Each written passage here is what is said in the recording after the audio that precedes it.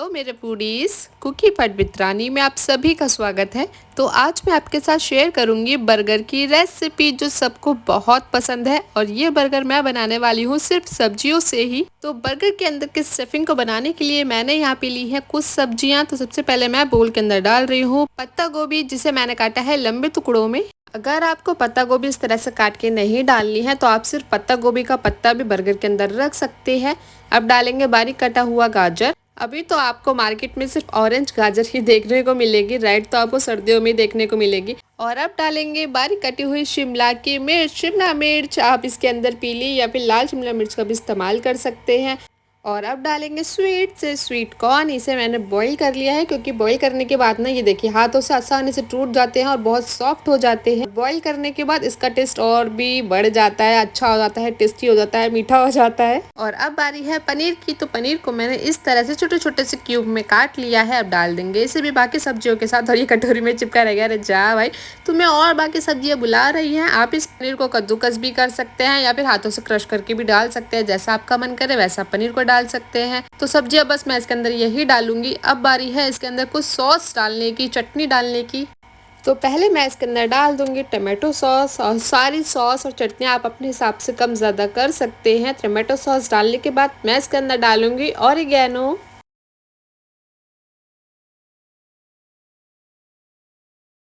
Oregano भी डाल दिया है। और जहाँ ऑरिगेनो होगा वहाँ चिली फ्लेक्स ना हो, ऐसा तो हो ही नहीं सकता है। तो बात तो सही है। तो 1 चम्मच मैंने डाल दिया है चिली फ्लेक्स। तो ये मुझे थोड़ा सा कम लग रहा है, इसलिए मैंने आधी छोटी चम्मच और डाल दिया है इसके अंदर चिली फ्लेक्स। अब डालेंगे ग्रीन चिली सॉस। और ग्रीन चिली सॉस मैं इसके अंदर डालूंगी 1.5 चम्मच। अगर आप ये बच्चों के लिए बना रहे हैं तो आप सॉस कम से कम ही डालना, क्योंकि ना हर चीज़ में मिर्च होती है, तो आपको अलग से मिर्च डालने की कोई ज़रूरत नहीं है। और 1.5 चम्मच मैंने डाला है रेड चिली सॉस। और अब डालेंगे क्रीमी क्रीमी सी म्योनी। तो मैं यहाँ पे 3 चम्मच भर के इसके अंदर म्योनी डाल दूंगी। अगर ये तब भी क्रीमी नहीं हुआ ना तो मैं इसके अंदर और म्योनी ऐड करूंगी। आप म्योनी अपने हिसाब से कम ज़्यादा कर सकते हैं। अब इन सभी चीज़ों को अच्छे से मिक्स कर देंगे। और सब्जियाँ सारी मिक्स करने के बाद ये देखिए कितनी कलरफुल लग रही है ना ये। तो ये अभी भी अच्छे से क्रीमी नहीं हो पाया, तो मैं इसके अंदर 1 चम्मच म्योनी और डाल दूंगी और फिर से इसे अच्छे से मिक्स कर दूंगी। तो सारी सब्जियां, सॉस, चटनी, मेयोनीज सब अच्छे से मिक्स हो चुका है। तो बर्गर के लिए स्टफिंग बनकर तैयार हो चुकी है। और ये मैंने लिया है हार्वेस्ट गोल्ड का आटा बर्गर बन। और ये पैकेट मैंने मार्केट से ही खरीदा है, जिसका प्राइस है 40 रुपये। अब इस पैकेट के चुंगल से हम इन बर्गरों को बाहर निकाल लेते हैं। और इस बन की कटिंग पहले से ही हो रखी है। 1 मिनट इसको सीधा कर देती हूँ। देखिए इस तरह से हो रखी है। अगर आपको स्टफिंग ऐसे ही भरनी है तो आप ऐसे भी कर सकते हैं। मैंने बन को पूरा काट दिया है ताकि जो स्टफिंग है वो मैं इसके अंदर अच्छे से भर पाऊँ। तो इन दोनों ही बन के ऊपर मैं लगा दूंगी मेयोनीज। और इस बर्गर को ना मैं एकदम क्रीमी क्रीमी बर्गर बना दूंगी।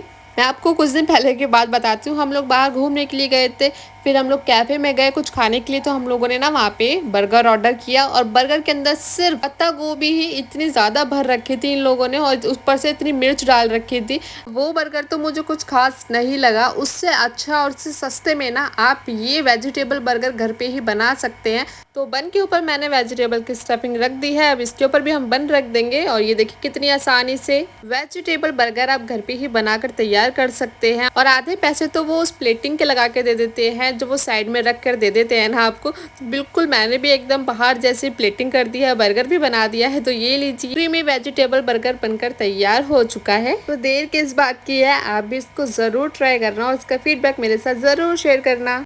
तो अगर आपको मेरी ये रेसिपी पसंद आई हो तो वीडियो को लाइक, चैनल को सब्सक्राइब और कमेंट में मुझे ज़रूर बताना कि आपको मेरी ये रेसिपी कैसी लगी। अब मिलेंगे एक नई रेसिपी के साथ। तब तक के लिए आप अपना ध्यान रखिए, मुझे ऐसे ही प्यार करते रहिए। Take care, bye bye. और ज़्यादा से ज़्यादा ना आप मेरी रेसिपी को शेयर करना अपने फैमिली और फ्रेंड के साथ।